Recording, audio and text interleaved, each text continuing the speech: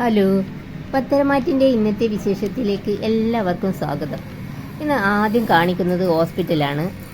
നവ്യയെ വാർഡിലേക്ക് മാറ്റി. അടുത്ത് തന്നെ കനകയും നയനയും ഉണ്ട്. കനക കുഞ്ഞിനെ എടുത്ത് താലോലിക്കുകയൊക്കെ ചെയ്യുന്നുണ്ട്. നവ്യ ചോദിക്കുന്നുണ്ട്, അബി എവിടെ നയനെ? അപ്പോൾ കനക പറയുന്നുണ്ട്, അവൻ ഇത്ര നേരം പുറത്ത് ലേബർ റൂമിൻ്റെ മുൻപിൽ നെഞ്ചിടിപ്പോടെ കാത്തിരുന്നതാ. ഇപ്പോഴാണ് അവൻ പുറത്തേക്ക് പോയത്. അല്ലെങ്കിലും ഇവിടെ ഇപ്പോൾ പെണ്ണുങ്ങളല്ലേ വേണ്ടത്. പിന്നെ നവ്യ നന്ദുവിനെ കുറിച്ചൊക്കെ ഇങ്ങനെ ചോദിക്കുന്നുണ്ട്. പിന്നെ കാണിക്കുന്നത് അനന്തപുരിയാണ്. മുത്തശ്ശൻ്റെ അടുത്തേക്ക് ദേവയാനി വരുന്നുണ്ട്. എന്നിട്ട് പറയുന്നുണ്ട്, അച്ഛാ, നല്ല ഓമനത്തമുള്ള ഒരു മോളാണ് ചന്തുമോള്. അതിൻ്റെ മുഖത്തേക്ക് നോക്കി ആർക്കും വിഷമിപ്പിക്കാൻ കഴിയില്ല. എങ്കിലും അച്ഛൻ വ്യക്തമായ ഒരു കാരണമില്ലാതെ ആ കുഞ്ഞിനെ ഈ വീട്ടിലേക്ക് കൂട്ടിക്കൊണ്ടു വരില്ലല്ലോ. അന്നേരം മുത്തശ്ശൻ പറയുന്നുണ്ട്, എനിക്ക് 2 ആൺമക്കളുണ്ട്. അവരാരും ഇങ്ങനെ ചോദ്യങ്ങളുമായി വന്നിട്ടില്ല. നീ പറഞ്ഞത് തന്നെയാണ് സത്യം. വ്യക്തമായ കാരണമില്ലാതെ ഞാൻ ആരെയും വീട്ടിലേക്ക് വിളിച്ചു കയറ്റിയില്ല, ഇവിടെ താമസിപ്പിക്കുകയുമില്ല. ചന്തുമോളെ ഇവിടെ കൊണ്ടുവരാൻ വ്യക്തമായ ഒരു കാരണമുണ്ട്. അത് പക്ഷേ എനിക്കിപ്പോൾ പറയാൻ താല്പര്യമില്ല. അന്നേരം ദേവേനി പറയുന്നുണ്ട്, ഞാൻ നിർബന്ധിക്കുന്നില്ല. പക്ഷേ ആ കുഞ്ഞ് വന്നതിൻ്റെ ശേഷം ആദർശിൻ്റെ മുഖത്ത് ഒരു സന്തോഷവുമില്ല. അതെന്താ അച്ഛാ? അപ്പോൾ മുത്തശ്ശൻ പറയുന്നുണ്ട്, അത് നീ നിൻ്റെ മകനോട് ചോദിക്ക്. അന്നേരം ദേവേനി പറയുന്നുണ്ട്, എന്നോട് പറയാത്ത ചില കാര്യങ്ങളൊക്കെ അവൻ്റെ മുത്തശ്ശനോടാണ് പറയുക.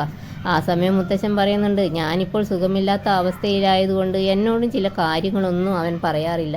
ഞാൻ ടെൻഷനായാലോ എന്ന് വിചാരിച്ചായിരിക്കും. പിന്നെ ദേവയാനി ചോദിക്കുന്നുണ്ട്, ആ കുഞ്ഞ് ഏതാണെന്ന് ആൾക്കാർ ചോദിക്കുമ്പോൾ എന്താ പറയേണ്ടത്? അപ്പോൾ മുത്തശ്ശൻ പറയുന്നുണ്ട്, ചോദിക്കുന്നവർക്ക് ഒറ്റ മറുപടി കൊടുത്താൽ മതി. അനന്തമൂർത്തി ഒരു അനാഥ കുഞ്ഞിനെ ദത്തെടുത്തു എന്ന്. ഇനി അവളുടെ കല്യാണം വരെ അവൾ ഈ വീട്ടിൽ തന്നെ ഉണ്ടാകും. പിന്നെ നിനക്കിപ്പോൾ കൊച്ചുമക്കളൊന്നും ആയിട്ടില്ലല്ലോ. ഇനി നിനക്ക് കൊച്ചുമക്കൾ ഉണ്ടായാലോ നിൻ്റെ ആദ്യത്തെ കൊച്ചുമോളായി നീ ചന്തുമോളെ കാണണം.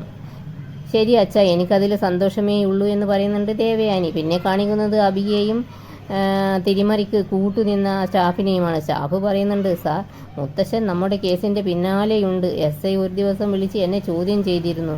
പിന്നെ സാറിൻ്റെ മുത്തശ്ശനും വിളിച്ചിരുന്നു. മൂർത്തി സാറിന് എന്നെ നല്ല വിശ്വാസമാണ്. എന്നെ ഒന്ന് തറപ്പിച്ച് നോക്കി ചോദ്യങ്ങൾ ചോദിച്ചാൽ എന്നോട് എല്ലാം പറഞ്ഞു പോകും. അപ്പോൾ അഭി പറയുന്നുണ്ട്, അങ്ങനെ നിൻ്റെ വായിൽ നിന്ന് എന്തെങ്കിലും വീണാൽ പിന്നെ നിൻ്റെ വീട്ടുകാർ നിന്നെ പിന്നെ കാണില്ല. കൊന്നുകളയും നിന്നെ ഞാൻ. മനസ്സിലായോ? എടോ, നീ ഭയപ്പെടേണ്ട, ഒരു ആവശ്യവുമില്ല. ഇനി ഇത് തെളിഞ്ഞാൽ തന്നെ ആദർശം മുത്തശ്ശനും എന്നെ കൈവിടില്ല. കാരണം അവരുടെ ഇപ്പോഴത്തെ സാഹചര്യം അങ്ങനെയാണ്. അതുകൊണ്ട് എന്നെ അനുസരിച്ച് എൻ്റെ കൂടെ നിന്നാൽ നിനക്ക് കൊള്ളാം എന്നിങ്ങനെ പറയുന്നുണ്ട്. ഏതായാലും സ്റ്റാഫിന് നല്ല പേടിയുണ്ട്. പിന്നെ കാണിക്കുന്നത് ഹോസ്പിറ്റലാണ്. അവിടെ കനകയും നയനയും നവ്യയും തമ്മിൽ ഇങ്ങനെ ഓരോന്ന് പറഞ്ഞുകൊണ്ടിരിക്കുന്ന സമയത്ത് അങ്ങോട്ടേക്ക് അബി വരുന്നുണ്ട്. അബി വന്നപ്പോൾ കനകയും നയനയും പുറത്തേക്ക് പോകുന്നുണ്ട്. നവ്യ പറയുന്നുണ്ട്, ദേ കിടക്കുന്നു അച്ഛൻ്റെ മോൻ എന്ന് അബിയോട് പറയുന്നുണ്ട്. അപ്പോൾ അബി പറയുന്നുണ്ട്, അച്ഛൻ്റെ മോനല്ല, മുത്തശ്ശിയുടെ മോനാണ്. കണ്ടിട്ട് എൻ്റെ അമ്മയെ പോലെയുണ്ട്. അപ്പോൾ നവ്യയും പറയുന്നുണ്ട്, അങ്ങനെ തന്നെയാണ് അമ്മയും നയനയും പറഞ്ഞത്. പക്ഷേ കണ്ടിട്ട് നിന്നെ പോലെയാണ് എനിക്ക് തോന്നിയത്. അന്നേരം അബി പറയുന്നുണ്ട്, അതിൻ്റെ പേരിൽ ഇനി ഒരു തർക്കം വേണ്ട. നമ്മുടെ മോൻ ഭാഗ്യവും കൊണ്ടാണ് ജനിച്ചത്. ഒരു ബ്രാഞ്ചിൻ്റെ ചുമതലയൊക്കെ എന്നെ ഏൽപ്പിക്കാമെന്ന് മുത്തശ്ശൻ പറഞ്ഞിട്ടുണ്ട്.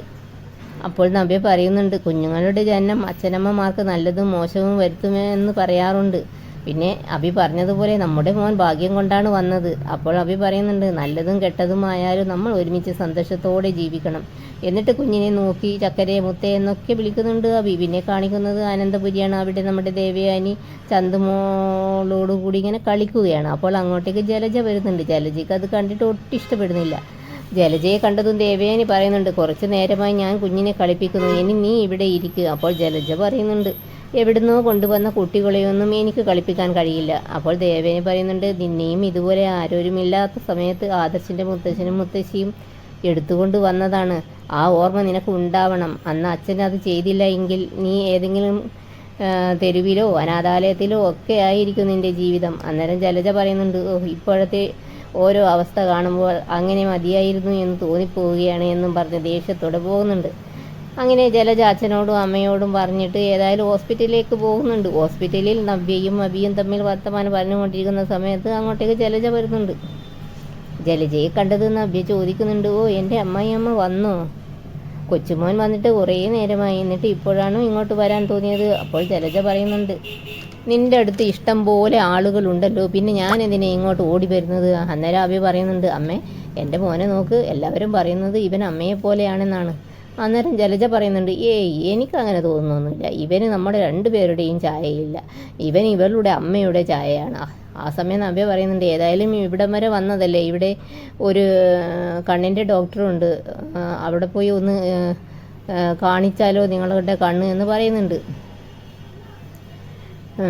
അപ്പോൾ ജലജ പറയുന്നുണ്ട്, ഞാൻ വഴക്കിടാൻ വന്നതല്ല, കൊച്ചുമോനെ കാണാനാണ്. അപ്പോൾ നവ്യ പറയുന്നുണ്ട്, ഓ അത് ആരെങ്കിലും പ്രഷർ ചെലുത്തി വന്നതായിരിക്കും.